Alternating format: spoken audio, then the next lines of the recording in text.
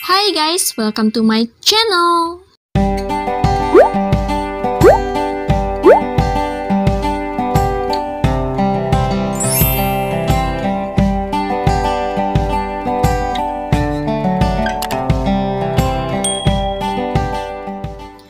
Halo guys, ketemu lagi dengan saya Ajeng yang suaranya false dan ngomongnya belepotan.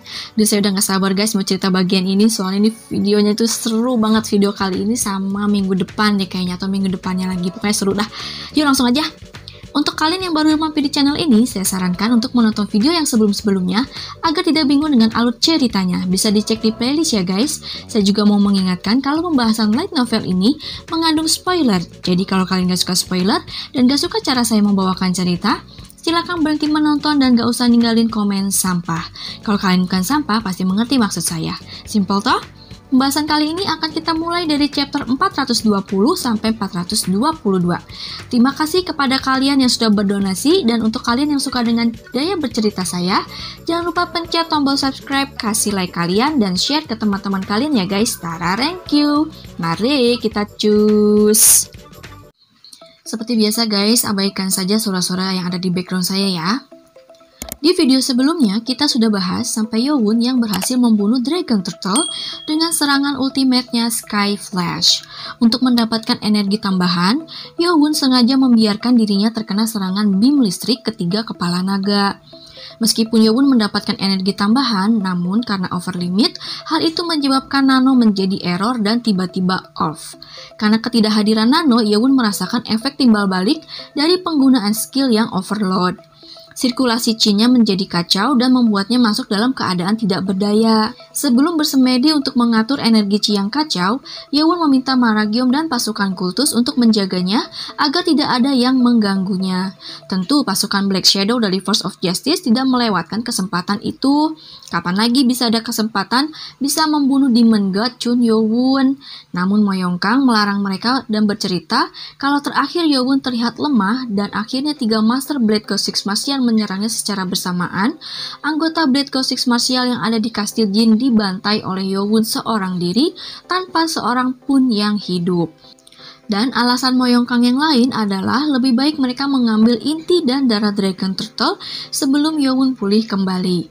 Tetapi tentu saja tidak semudah itu, karena inti dan darah Spirit Beast bukanlah sesuatu yang bisa ditaklukkan oleh manusia begitu saja. Tubuh besar, lebih tepatnya leher sih ya, Dragon Turtle itu terbaring mati di tanah istana es. Darah mengalir dari potongan leher yang sudah tidak berkepala lagi. Yang tidak biasa pada darah itu adalah terdapat percikan-percikan listrik karena sepertinya energi listrik masih mengalir. Semua orang menatap kosong pada darah itu karena tahu sangat sulit untuk mendekatinya. Ada yang mencoba untuk menyentuhnya sedikit, namun mereka ragu-ragu. Ntar kalau gue kesetrum gosong dong, gimana? Tapi meskipun mereka ragu, rasa serakah ingin menguasai darah yang menurut legenda mampu memberikan mereka kekuatan yang hebat sangat kuat. Itu memang reaksi yang wajar. Siapa sih pendekar yang gak mau jadi kuat? Chul Yimyong dari pasukan Black Shadow mengusulkan bagaimana kalau salah satu dari mereka mencobanya dulu. Kalau menurut legenda sih, darah Spirit Beast bisa meningkatkan energi tenaga dalam kita. Tapi kan kita nggak tahu benar apa enggaknya. Anggota pasukan yang lain pun setuju. Namun Mo Yongkang menolak usulan itu. Para pasukan yang mendengar menjadi tegang. Lah kenapa? Mereka begitu ingin meminum darah itu, tapi komandan mereka malah melarangnya. Mo Yongkang menjelaskan kalau darah Spirit Beast nggak bisa dikonsumsi begitu saja. Belum selesai Mo Yongkang menjelaskan, tiba-tiba terdengar suara teriakan dari arah pasukan Istana Es Laut Utara berada. Pasukan Force of Justice menoleh pada arah pasukan istana itu dan bingung. Mo Yongkang menjelaskan lebih lanjut kalau manusia nggak bisa mengkonsumsi darah tersebut tanpa dilemahkan terlebih dahulu. For your info, sebagai contoh, darah kilin api yang didinginkan dengan es 1000 tahun ya guys baru bisa dikonsumsi. Itu juga sama perempuan. Karena tubuh manusia nggak akan bisa menahan energi secara langsung seperti itu.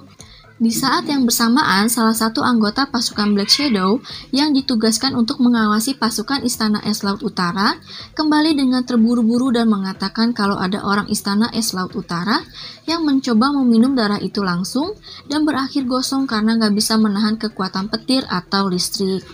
Ternyata perkataan Moyongkang benar. Yang gak aneh sih, Moyongkang bisa tahu leluhurnya yang saat itu hidup di zaman dinastian mampu membunuh naga berkepala dua. Itu sebabnya dia memiliki pengetahuan tentang spirit beast dari catatan peninggalan leluhurnya. Namun sayangnya leluhur Moyongkang tidak menuliskan catatan tentang cara mengkonsumsi darah spirit beast. Karena sebelum melakukan eksperimen, jasad naga beserta inti dan darahnya hilang dicuri maling. Bahkan malingnya gak ketemu. Malahan pasukan yang ditugaskan untuk mencari keberadaan si pelaku serta jasad naga itu malah mati dibantai oleh si pelaku yang tidak diketahui siapa orangnya. Satu-satunya cara untuk menangkap pelakunya adalah dengan memojokkannya ke lembah pegunungan Nungbong. Namun sayangnya si pelaku malah hilang tanpa bekas. Yang tertinggal hanyalah kenyataan kalau pelakunya adalah seorang master dari klan yang tidak pernah ada di Wulin sebelumnya. Salah satu anggota pasukan Black Shadow berkata, kok kayaknya pelakunya ada hubungannya dengan sekte Blade God Six Martial, misalnya Blade God itu sendiri. Namun Moyongkang hanya berkata kalau mereka boleh menerka apapun, tapi pencurian jasad Spirit Beast itu terjadi jauh sebelum sekte Blade God Six Martial itu ada. Dan juga jejak pembantaian itu lebih seperti teknik Sky Demon Order alias kultus iblis. Ya sekarang itu nggak penting sih, yang lebih penting mereka harus menemukan cara untuk memindahkan leher naga itu. Tapi Moyongkang baru sadar kalau Mak Wijong nggak ada di situ, lah kemana dia? Chu Limyong memberitahu Moyongkang kalau Letnan Mak Wijong pergi bersama beberapa orang menuju ke tempat pasukan kultus berada untuk mengambil inti naga. Jadi maksudnya mau masuk ke lubang yang udah dilubangin sama si Yobun pakai Sky Flash ya guys. Moyongkang terkejut. Menurut catatan leluhurnya, inti dari Spirit Beast penuh dengan energi Qi. Sedikit energi dalam darah naga itu saja bisa membuat orang gosong, apalagi intinya. Gimana caranya Mak Wijong dan beberapa orang mau mengambil dan membawa inti itu? Yang lebih aneh, Mak Wijong nggak ngelapor ke Moyongkang lebih dulu. Tapi Moyongkang menyingkirkan rasa curiga itu karena harus buru-buru menyusul Mak Wijong. Bisa berabe kalau Mak Wijong sembarangan menyentuh inti naga itu. Moyongkang pun mengajak Jegal Sohi untuk buru-buru menyusul mereka yang duluan pergi. Moyongkang pun meminta pasukan keluarga Jegal yang ahli soal segel menyegel untuk mengikutinya. Mungkin saja mereka bisa memindahkan inti itu kalau disegel. Jegal Sohi bertanya pada Moyongkang apa mereka benar-benar akan ke tempat pasukan kultus berada. Jegal Sohi melihat pertahanan yang kuat dari pasukan kultus untuk melindungi Chun Yo-won. Moyongkang menarik nafas dalam dan menghelanya, kemudian berkata lebih baik mereka mengambil intinya daripada kultus yang ambil. Mereka sudah melihat dengan mata kepala sendiri kekuatan dahsyat Road Chun. Akan sangat berbahaya kalau mereka membiarkan kultus yang mengambil inti naga itu. Mendengar itu wajah Jegal Sohi menggelap. Dia tahu saat ini The Lord Kultus Iblis adalah pendekar terkuat se-Wulin. Kalau mereka membiarkan kultus mengambil inti dan darah naga juga, maka keseimbangan kekuatan di Wulin akan hancur. Bisa-bisa mereka semua berada di bawah kaki kultus. Mereka nggak boleh membiarkan hal itu terjadi. Jegal Sohi pun setuju dengan pendapat Moyongkang.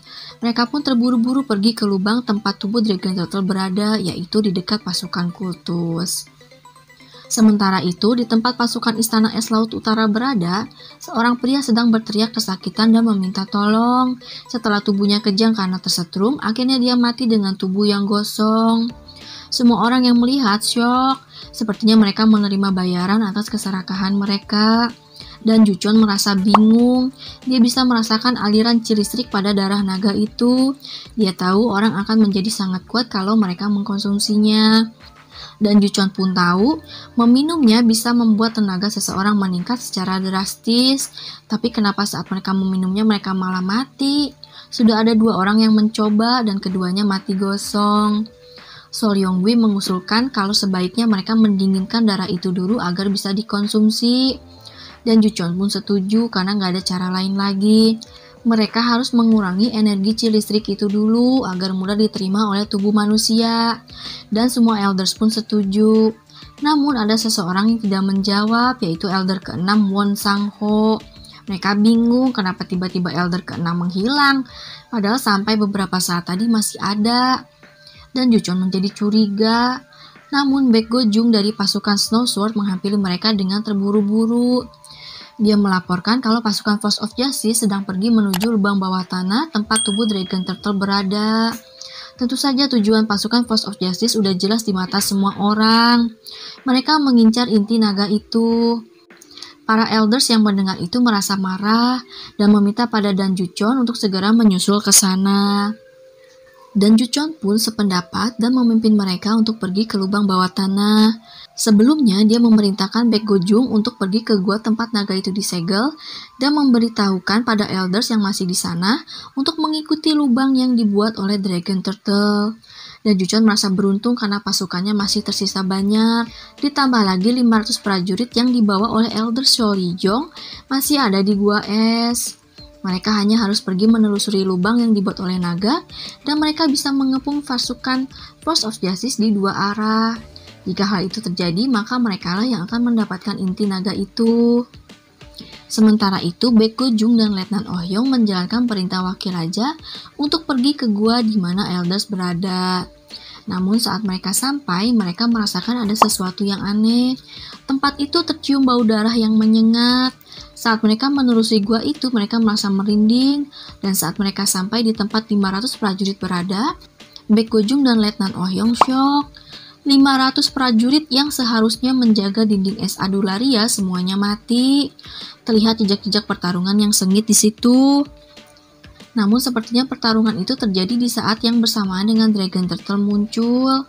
Dilihat dari jejak pertarungan, sepertinya yang menyerang mereka ada banyak. Saat sedang memeriksa mayat para prajurit, Oyong menemukan jejak kaki yang menuju ke lorong yang dibuat oleh Dragon Turtle. Baek Go-jung menahan amarah yang bergejolak. Siapa sebenarnya yang berani melakukan pembantaian itu? Baek Go-jung memerintahkan Oyong untuk kembali ke tempat wakil raja dan menginfokan apa yang terjadi di gua ini, sedangkan dia akan mencoba mengikuti jejak pelaku pembantaian. Meski sempat ragu, Oyong pun pergi. Kita balik lagi ke tempat pasukan kultus berada. Chi petir mengalir di dalam meridian Chun Yo-won. Untuk mengendalikannya, Yo-won berfokus pada pernafasan. Ilmu pernafasan yang paling efektif sebenarnya adalah ilmu pernafasan skill Sky Demon Force atau ilmu pernafasan yang digunakan untuk skill pedang iblis langit. Namun dengan kondisi tubuh Yo-won yang sekarang, Yo-won memilih menggunakan ilmu pernafasan skill 24 Demon Sword. Memang itu bukan ilmu pernafasan terbaik, tapi ilmu pernafasan ini sangat efektif untuk bermeditasi.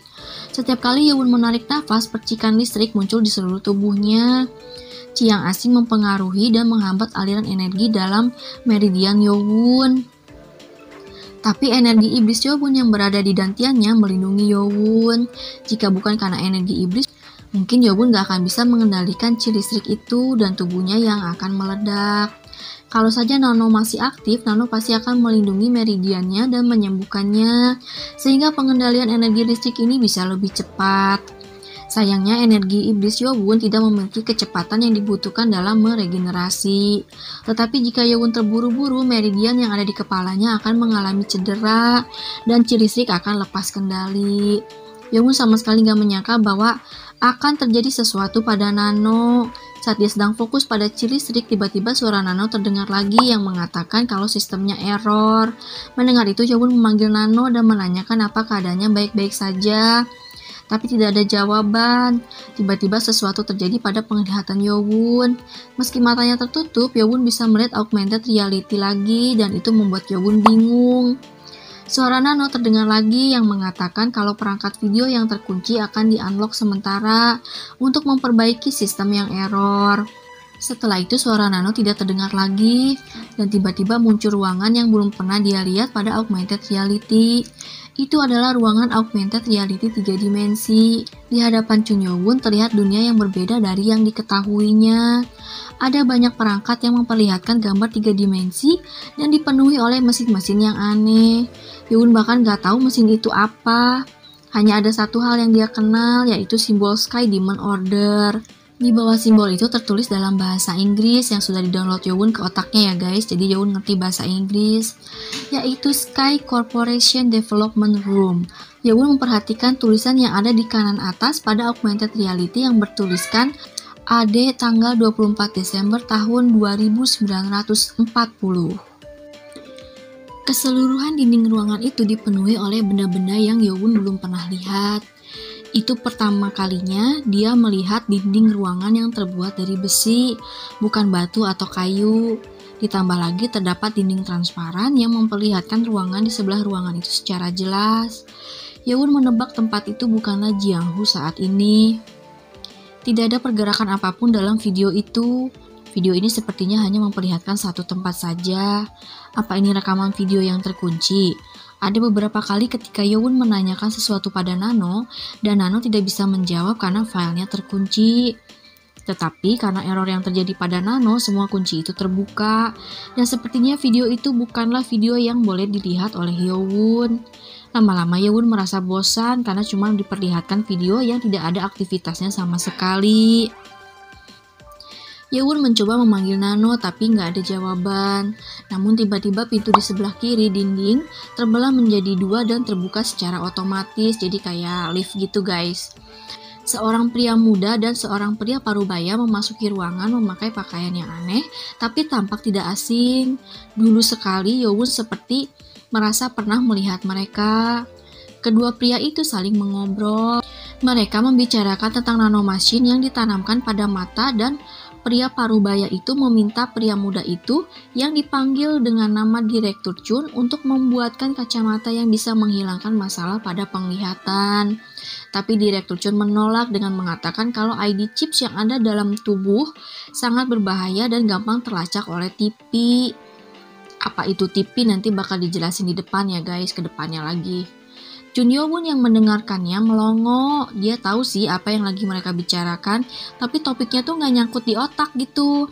Mereka jelas lagi ngomongin soal nanomesin, tapi Yowon nggak tahu apa itu TV. Kedua pria itu masih melanjutkan pembicaraan di mana Direktur Chun bertanya apa pria parubaya yang bernama Dr. Beck itu bisa menyingkirkan ID chips mereka. Dr. Beck menjelaskan kalau ID chipsnya berhenti berfungsi, maka mereka akan dinyatakan meninggal walaupun tubuh mereka sebetulnya tidak mati. Jadi mereka tuh nggak mati sebenarnya, tapi karena chipsnya hilang, mati, berarti mereka dianggap udah mati. Dan kalau mau menyingkirkan ID chips yang mengalir dalam aliran darah, mereka harus mendialisis darah yang ada dalam tubuh mereka. Ini mungkin maksudnya kayak semacam mencuci darah kali ya, nggak ngerti juga. Yang bisa menyebabkan mereka kehilangan skill ilmu bela diri mereka. Mendengar itu, Direktur Chun yang mengenakan pakaian yang aneh menurut Yowon ya, mengerutkan keningnya.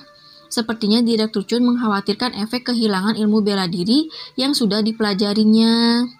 Direktur Chun masih belum menyerah dan bertanya, tapi harusnya ada cara lain kan, misalnya dengan menggunakan electric shock atau EMP, yaitu electromagnetic pulse. Ini tuh kayak alat kejut jantung ya guys kayaknya. Namun Dr. Beck tetap bilang nggak bisa karena ID chips yang ada di dalam darah mereka telah dilengkapi dengan EMP canceller. Maksudnya itu semacam alat penetral EMP kali ya. Jadi nggak ada gunanya juga pakai alat itu. Dan dibutuhkan lebih dari 10 juta volt untuk bisa mendisfungsikan ID chips itu. Yang artinya lu mati dah dikejutin pakai daya 10 juta volt. Orang cuma kesetrum pas lagi nyolokin casan laptop aja kaget, apalagi 10 juta volt, kosong-kosong lu. Dr. Beck juga mengingatkan Direktur Chun kalau adiknya yang masih sekolah di Akademi Madokan pasti nggak akan setuju kakaknya jadi gosong. Mereka melanjutkan pembicaraan mengenai adik dari Direktur Chun yang lulus tes kelima. Dan karena ada posisi elder yang kosong, jadi mungkin dia bisa bergabung. Tapi Direktur Chun menggeleng kalau adiknya masih banyak harus belajar lagi. Gimana sih, Jeng? Tapi adiknya masih harus belajar lebih banyak lagi. Nah, itu yang benar. Tahu kalau Dr. Beck sangat keras kepala, Direktur Chun berjalan ke arah pandangan Yowon berada. Yowon terkejut. Tadi dia nggak menyadarinya sampai Direktur Chun melewatinya. Tapi wajah Direktur Chun sangat mirip dengannya. Direktur Chun memiliki wajah putih dan mata tajam. Kalau orang yang kenal Yowon melihat Direktur Chun, pasti orang itu akan mengira mereka bersaudara. Direktur Chun mengulurkan tangannya pada pandangan Yowon. Kemudian Yowon melihat Direktur Chun mengangkat sesuatu dan meletakkannya di antara jarinya. sebuah tabung berisi cairan. Direktur Chun menoleh pada Dr. Beck dan berkata kalau cairan itu bernama nanomesin generasi ke-7. Penemuan yang bahkan bisa meraih hadiah Nobel untuk bidang sains. Dr. Beck berkata kalau bukan karena kontrak mereka dan lamanya penelitian yang sudah dilakukan, dia inginnya membawa cairan itu ke Sweden langsung. Direktur Chun hanya tertawa dan berkata itu nggak mungkin, karena logam yang digunakan untuk membuat nanomesin generasi ke-7 itu akan dianggap ilegal oleh Gates dan nggak akan pernah menjadi legal. Di sini gate ini masih jadi misteri ya guys, apa itu gate? Nanti kita bakal tahu di buku kedua guys, di situ dijelasin.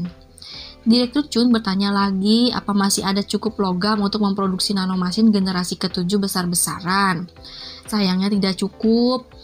Kalaupun ada banyak para gatekeepers, pasti sudah datang ke situ sambil membawa surat peringatan atau orang-orang dari sisi lain gate yang akan memasuki dunia mereka. Direktur Chun menyayangkan karena nanomesin generasi ke-7 hanya untuk satu orang saja. Yowun yang sedari tadi mendengarkan percakapan mereka masih nggak mudeng. Yowun ngerti sih bahasa yang mereka gunakan meskipun dicampur dengan bahasa Inggris. Tapi topiknya tetap nggak nyantol di otak Yowun gitu. Kayak lu lagi belajar apa itu mol di pelajaran kimia.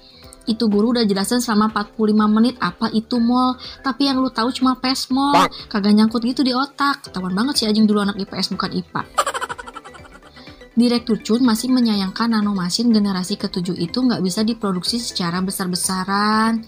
Dr. Beck menghampiri Direktur Chun dan berkata, meskipun sebagian besar fungsi sistem dalam nanomesin generasi ke-7 sudah dikunci, tapi bukankah sangat berbahaya untuk memberikan nano yang tidak terdeteksi di area magnetik dan juga oleh time portal, semacam mesin waktu gitu guys, pada seseorang dari masa lalu. Direktur Chun berkata sambil mengibaskan tangannya, bukannya kalau poros waktu berubah maka akan tercipta dimensi yang lain. Jadi kenapa Dr. Beck merasa khawatir? Karena meskipun masa lalu berubah, tapi masa kini nggak akan berubah kan? Buat yang agak bingung, ini sekedar info aja. Jadi maksudnya si Direktur Chun itu, meskipun dia pergi ke masa lalu dan mengubah sejarah, masa depan tempat dia tinggal itu nggak akan berubah guys, jadi bakal tetap sama. Tapi masa lalu yang udah berubah itu akan menciptakan masa depan yang lain yang disebut sebagai dunia paralel. Sekian. Penjelasannya sampai situ dulu aja ya guys, yuk kita lanjut. Tetapi Dr. Beck berbicara dengan serius, apa Direktur Chun yakin kalau grup Blade Six akan hilang jika mereka menghentikan sepak terjang leluhur mereka yaitu sekte Blade God Six Martial di masa South Lord dan Slashing Demon Emperor. Nah, Yowun baru ngerti nih dengan kata-kata South Lord, karena itu adalah julukan Chun Yujong, bapak Yowun. Tapi siapa Slashing Demon Emperor? Apa orang itu dapat julukan itu karena dia suka motongin tangan atau gimana? Itu pertama kalinya Yowun dengar julukan itu, tapi kok anehnya kayak kenal gitu. Ya itu sebenarnya dia juga sih, di zaman dia nggak punya nano tuh julukannya dia Slashing Demon Emperor guys, si Yowun ini. Mendengar kata-kata Dr. Beck, Direktur Chun yang tadinya tersenyum berkata dengan dingin. Dr. Beck selalu bilang kalaupun poros waktu berubah, menghentikan sepak terjang Blade God Six Martial itu nyaris mustahil. Tapi apa Dr. Beck bisa menjelaskan sejarah ini? Direktur Chun mengeluarkan perangkat kecil dari kantung yang tergantung di pinggangnya. Dan saat itu dia memencet tombolnya. Muncul gambar hologram. Hologram itu memperlihatkan wajah seorang pria parubaya dengan alis tebal dan penampilannya yang terlihat sangat kuat. Di sebelahnya terdapat data diri pria itu yang menjelaskan kalau pria parubaya itu bernama Blade God. Kapan dia lahir, pencapaian apa saja yang sudah didapatkannya, beserta tahunnya. Yang bikin Yewon bingung itu kok semua keterangan itu menjelaskan kalau Blade God sudah hidup selama 1000 tahun lebih. Karena di situ disebutkan Blade God itu lahir di tahun AD, sebenarnya nggak tahu si AD ini apa, mungkin after apalah gitu ya. Di tahun AD 1967 sampai pencapaian terakhirnya ada di tahun AD 2225 di mana dia mendapat gelar sebagai pendiri perusahaan grup Blade Six. Padahal Blade God yang dia tahu adalah pendiri sekte Blade God Six Martial yang menghilang setelah bertarung dengan Sword Demon di masa lalu. Semuanya bikin Yowun bingung.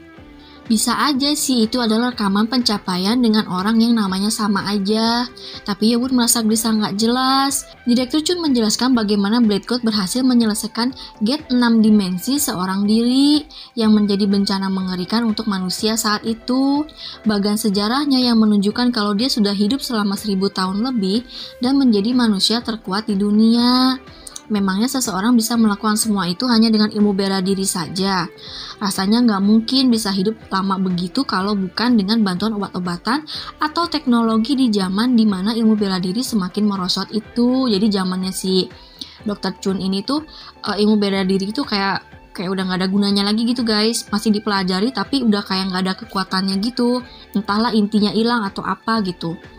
Dr. Beck tetap ngotot, tapi kan banyak juga orang yang gak mau mengakui kalau Black God itu sudah mencapai level yang hanya bisa diimpikan saja. Direktur Chun membalas, tapi orang-orang yang gak setuju juga gak bisa membuktikan kalau pikiran mereka benar. Mereka saling berargumen bagaimana bisa seseorang bisa hidup selama lebih dari 1000 tahun dan kenapa Direktur Chun kekeh banget sama rencananya. Padahal ujung-ujungnya itu yang gak ada perubahan juga di tahun mereka hidup itu gitu, di masa mereka hidup.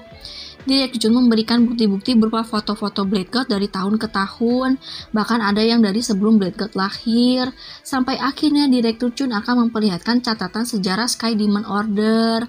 Dr. Beck terkejut, karena yang boleh lihat isi catatan itu hanyalah keturunan langsung keluarga Chun. Direktur Chun hanya bilang gak masalah karena dia hanya akan memperlihatkan bagian tertentu saja. Yewon tambah bingung, loh memangnya Direktur Chun itu keturunan langsung keluarga Chun? Catatan itu terlihat tua sekali dan Yewon pun mengenali beberapa nama, termasuk namanya sendiri. Di situ tertuliskan The Lord ke-24 Chun Yewon, The Slashing Demon Emperor. Bengong lah si Yewon, lah jadi Slashing Demon Emperor itu gue. Belum sempat dia melihat lebih jelas halamannya sudah berubah. Yewon jadi penasaran. Tapi sekarang Yewon yakin kalau video itu berasal dari masa depan. Apa itu mungkin? Memikirkan hal itu membuat Yewon bertanya-tanya tentang Nano. Sepertinya Nano memang bukan berasal dari masanya, mengingat pengetahuan Nano yang melampaui hal yang bisa dipikirkan oleh Yewon, sampai kemampuan Nano untuk menyembuhkan, dan sekarang rahasia Nano sepertinya sudah mulai terkuak. Catatan sejarah itu membuka halaman The Lord generasi ke-7 Chun Moo-hui. Yewon kaget, itu adalah masa di mana Black God pertama kali muncul. Awalnya Yewon hanya tahu dari cerita Lee Hwa-myung, namun setelah dia menjadi The Lord, Yewon mempelajari lagi dari catatan sejarah. Dr. Beck yang melihat itu terkejut. Bagaimana bisa The Lord generasi ke-7 mati di tangan Black God? Hal itu hanya diketahui oleh keturunan langsung keluarga Chun. Itu sebabnya Dr. Beck sangat terkejut. Direktur Chun menambahkan bagaimana kalau poros waktu sekarang dan kenyataan sekarang telah dimanipulasi oleh Black Six di masa lalu. Masalahnya Black God aja tuh sebenarnya lahirnya itu di tahun 1967. Tapi kenapa dia bisa muncul di sekian ribu tahun yang lalu di The Lord generasi ke-7? Kan aneh gitu. Sehingga semua ilmu bela diri mulai merosot kecuali ilmu bela diri Black Six. Bukannya ini mencurigakan? Dr. Beck melongo sejenak menyerap kata-kata Direktur Chun. Kemudian dia bertanya, kenapa selama ini Direktur Chun malah merahasiakannya? Direktur Chun menjawab, ya karena teori poros waktu. Tapi bukan poros waktu di mana meskipun masa lalu dirubah, masa sekarang nggak akan berubah. Tapi bagaimana kalau mereka mengubah sejarah dan ternyata itu menyebabkan berubahnya masa depan? Seperti butterfly effect gitu guys, di mana jika ada campur tangan sedikit saja di masa lalu, bisa menyebabkan dampak yang berbeda di masa depan. Bagaimana dengan orang-orang yang hidup di masa depan nanti? Maksud di masanya sekarang ini nih, apa bakal hilang? Apa bakal mati? Apa tiba-tiba berubah? Gitu kan aneh. Karena nggak tahu apa yang akan terjadi, makanya keluarga Chun nggak cerita-cerita. Dr. Beck berkata dengan terkejut, jadi meski udah tahu kemungkinan dampak apa yang akan terjadi, Direktur Chun masih tetap akan menggunakan time portal untuk pergi ke masa lalu. Tapi kenapa Direktur Chun harus membawa 5 time portal di tasnya? Padahal kan kalau cuma mau menyuntikkan Nano ke tubuh leluhurnya, 2 time portal aja udah cukup untuk bolak-balik. Jangan-jangan tujuan lu bukan hanya nyuntikin Nano, tanya Dr. Beck curigation gitu dia. Namun tiba-tiba videonya terhenti dan pandangan Yewon menjadi gelap. Videonya terhenti saat informasi penting akan diucapkan. Sepertinya tentang masa lalu yang penting. Makanya Yowon pingin denger, malah mati, bikin kesel aja. Namun saat itulah suara Nano kembali terdengar, berkata kalau file-file mulai terkunci lagi dan sedang memperbaiki yang error. Suara Nano pun hilang lagi. Kilatan cahaya biru muncul di hadapan Yowon. Augmented reality yang tadinya ke pause mulai jalan kembali, tapi kali ini gak ada gambar apa-apa. Yang terdengar cuma suara-suara saja. Terdengar seperti suara benturan, kemudian seseorang mulai berbicara, dan Yowon mengenali suara itu. Itu ada suara Direktur Chun yang tadi. Yowon memang gak melihat gambarnya karena masih gelap, si augmented reality itu gak nunjukin gambar. Tapi sepertinya Direktur Chun sedang mencari sesuatu, dan tiba-tiba terdengar suara teriakan-teriakan. Sepertinya sekitar 6 orang mati. Kemudian terdengar pergerakan Direktur Chun dan dia pun berkata dengan bingung, loh, jangan-jangan mereka pengawal penjaga Thrashing Demon. Jadi Direktur Chun tuh sepertinya salah sasaran guys, dan dia menyalahkan dirinya sendiri. Kemudian terdengar suara mesin atau entah apalah itu ya, dan Direktur Chun terdengar berteriak kalau dia menemukannya. Kali ini hanya ada suara gemerisik aja, sepertinya siapapun itu sudah mati tanpa suara. Kemudian terdengar lagi suara teriakan kesakitan. Suara yang Yowon kenal dengan jelas. Yowon ingin melihat apa yang terjadi, tapi augmented reality masih gelap. Kemudian terdengar suara Direktur Chun yang mengatakan, "Wahai leluhurku, kenapa lu mau mati di sini dah?" Mendengar kata-kata itu membangkitkan memori Yowon yang sudah lama terkubur. Kemudian terdengar suara bip-bip. Direktur Chun terlihat kesal, jadi dia mulai menjelaskan pada entah siapa tentang cara menggunakan nano. Gak lama gambar mulai muncul di augmented reality membuat mata Yowon silau. Saat matanya sudah menyesuaikan diri, dia terkejut karena yang dilihatnya adalah dirinya sendiri saat masih bocah, kayak masih umur 15 tahunan gitu guys, dan terluka parah karena tusukan. Ini yang ada di awal pembukaan komik Nano Machine ya guys. Ini adalah sebuah pengalaman yang berbeda saat kita melihat diri kita sendiri dari sudut pandang orang ketiga. Perasaan Yowon saat ini campur aduk. Nah itu kan gue dulu. Yang dilihatnya saat ini adalah dirinya 4 tahun yang lalu saat dia terluka parah dan hampir mati di tangan pembunuh bayaran. Saat itu karena lukanya Yowon jadi bingung karena pandangannya aja nggak begitu jelas. Jadi dia mengira yang menolongnya adalah penjaga Jang. Tapi ternyata keraguan saat itu menjadi nyata sekarang. Orang yang menolongnya saat itu mengatakan hal yang sama persis seperti yang ada di ingatannya yang sempat terkubur. Dan orang itu adalah Direktur Chun yang memanggilnya sebagai leluhurnya. Yowon jadi bingung dan perasaannya campur aduk. Tiba-tiba merasa semuanya menjadi jelas. Dari video yang dilihatnya, Yowon jadi yakin akan satu hal. Direktur Chun adalah keturunannya dari masa depan. Dari catatan sejarah Sky Demon Order yang diperlihatkan Direktur Chun, terdapat 2 hal yang belum ada di catatan sejarah yang dimiliki Yowon, yang artinya Nano diciptakan di masa depan. Percaya nggak percaya, ini adalah kenyataannya. Misteri tentang kemampuan Nano yang bisa membuat sesuatu yang tidak mungkin menjadi mungkin adalah kemampuan luar biasa dari keturunannya di masa depan. Saat Yowon menerima kenyataan ini, pikirannya yang awalnya sempit menjadi terbuka. Bahkan di masa depan kultus iblis masih ada. Tiba-tiba perasaan bersemangat yang tidak bisa digambarkan ini muncul. Luar biasa. Bahkan di dunia yang berbeda dari sekarang, Sky Demon Order masih meneruskan warisannya. Ini sesuatu yang mengejutkan. Loh, tapi kok julukannya di masa depan yang diperlihatkan di video bukan Demon God, tapi Slashing Demon Emperor. Julukan itu memang menggambarkan dirinya sih yang hobi motongin tangan sama kaki. Jadi guys, di masa belum ada Nano sama di masa ada Nano, kebiasaan Yowon yang satu itu nggak hilang ya guys. Yowon pun menyadari kalau julukannya berubah karena kenyataannya memang berubah sejak keturunannya memberikan Nano padanya. Hal itu memang bukan sesuatu yang bisa dipercaya. Namun Yowon bisa menerimanya karena Nano sudah memperlihatkannya teknologi masa depan selama ini dan sudut pandang Yowon yang menjadi terbuka sejak dia mencapai level Divine Master. Jadi kalau udah mencapai Divine Master itu pemahamannya akan dunia itu kayak lebih luas aja gitu, lebih terbuka lagi. Tujuan keturunannya memberikan Nano Machine padanya adalah untuk mengubah masa lalu dan itu udah jelas. ada bagian yang mengganggunya saat dia menonton video itu, yaitu keberadaan Blade God. Jadi bahkan di masa depan pun mereka tahu tentang keberadaan Blade God. Dari informasi hologram yang diperlihatkan, Blade God sudah hidup lebih dari 1000 tahun. Namun kemunculan Blade God di catatan sejarah Sky Demon Order lebih dulu dibandingkan dengan informasi yang ada di hologram. Apa hanya kebetulan saja namanya sama, tapi orangnya berbeda? Tapi itu juga nggak mungkin, kok kebetulan banget gitu kan? Gitu kan Dwi? Tiba-tiba Chun Yo-won teringat sesuatu saat dia memikirkan tentang Blade God. Kalau dipikir-pikir, kultus memiliki jejak pedang Blade God pada masa The Lord generasi ke-7 Chun Moo-hui.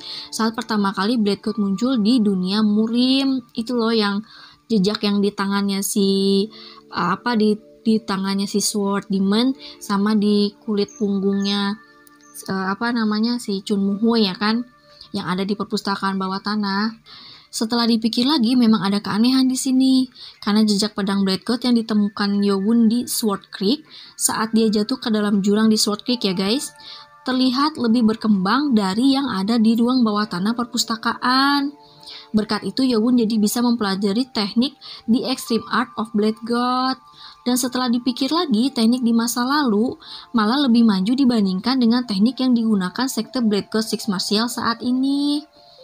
Jadi apa Blade God memang berasal dari masa depan? Tapi kenapa juga dia datang ke masa lalu? Tujuannya apa? Yo-won masih bingung untuk tujuan Blade God itu. Saat itu, video yang diputar di augmented reality tiba-tiba mati bersamaan dengan rasa sakit di kepalanya.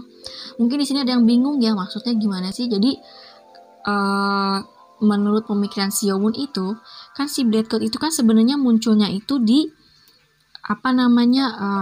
di zamannya Chun Moo-hui itu The Lord generasi ke-7, yang artinya itu kan kalau dari masanya Yo-won itu adalah sekitar 500 tahun yang lalu.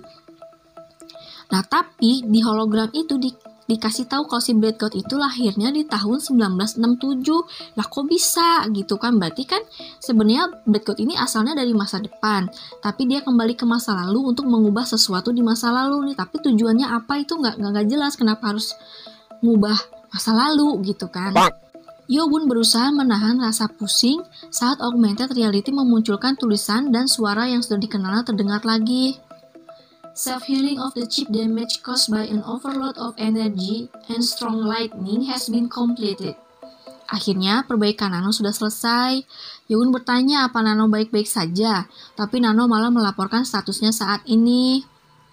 The upgrade has been completed so that the gadolinium consisting of Nano can handle the current charge of energy. Upgrade. Wow, orang dari masa depan pasti akan syok mendengar Nano Machine telah mengupgrade dirinya sendiri. Tentu saja hal itu tidak mungkin terjadi kalau Nano terbuat dari logam biasa. Namun logam yang bernama gadolinium adalah material yang bukan berasal dari bumi. Logam yang mampu berubah berdasarkan dampak yang didapatkan. Logam ini adalah inti dari Nano Machine generasi ke-7. Hal itu menjadi mungkin karena logam tersebut mampu menahan energi panas, energi listrik, dan energi dingin yang ada di dalam tubuh Yo-won. Kemudian suara Nano terdengar lagi. Some locks have been released during self-recovery. Do you want to lock them again? Yes or no? Mendengar itu, mata Yo-won berbinar-binar. Selama ini dia penasaran fungsi apa aja sih yang dikunci itu. Yo-won menanyakan apa dia bisa melihat semua fungsi itu dulu sebelum dikunci. Nano menjawab kalau itu nggak masalah selama masih belum terkunci. Nano pun memperlihatkan semua fungsi yang tadinya terkunci itu. Yo-won yang melihat itu merasa syok karena ternyata ada sekitar 60 fungsi yang terkunci. Nano menambahkan karena energi yang terkumpul di dalam tubuh Yo-won telah membuat beberapa fungsi yang tadinya nggak bisa diaktifkan menjadi aktif dengan sendirinya. Yo-won pun tanpa ragu mengatakan kalau dia nggak akan mengunci semua fungsi itu. Nano pun menerima perintah Yo-won. Setelah restorasi Nano dan terbukanya semua fungsi, Yo-won memerintahkan Nano sesuatu yang urgent saat ini. Yo-won memerintahkan Nano untuk menyembuhkan Meridian yang terluka karena Yo-won akan menyerap energi listrik sekarang. Nano pun menerima perintah Yo-won. Yo-won merasakan Nano Machine yang tadinya berhenti berfungsi mulai aktif lagi, dan sekali lagi Yo-won merasakan seperti ada ribuan semut merayap di dalam tubuhnya. Hal itu membuktikan kalau Nano sudah baik-baik saja. Sementara itu di tempat lain, tepatnya di lubang yang terbentuk karena serangan Sky Flash. Kekuatan serangan Sky Flash begitu kuat sehingga lubang itu sangat lebar dan dalam, sampai-sampai cahaya dari luar masih bisa menerangi lubang yang dalam itu. Pasukan Istana Es Laut Utara dengan terburu-buru memasuki lubang itu untuk mencegah inti naga diambil orang lain. Dan mereka pun berhasil menyusul pasukan Force of Justice. Terasa getaran di gua itu yang tadi tidak terasa saat di permukaan. Kedua pasukan saling berbicara. Dan Juchon berkata dengan nada tidak percaya, bahkan setelah mendapatkan serangan dahsyat Sky Flash, Dragon Turtle itu ternyata masih hidup. Mo Yongkang juga berkata kalau mereka datang ke situ juga ingin melihat tubuh Dragon Turtle, tapi malah nggak ada, dan yang ada di situ hanyalah lubang lain yang sepertinya dibuat Dragon Turtle untuk kabur. Dan getaran ringan yang mereka rasakan disebabkan oleh Dragon Turtle yang berusaha kabur. Inilah alasan kedua pasukan gak gelut sekarang. Lah targetnya aja kabur kan? Retakan di langit-langit gua yang tercipta dari galian Dragon Turtle itu terlihat jelas. Kelihatan banget bakal roboh kapan aja, karena nggak ada penyangganya.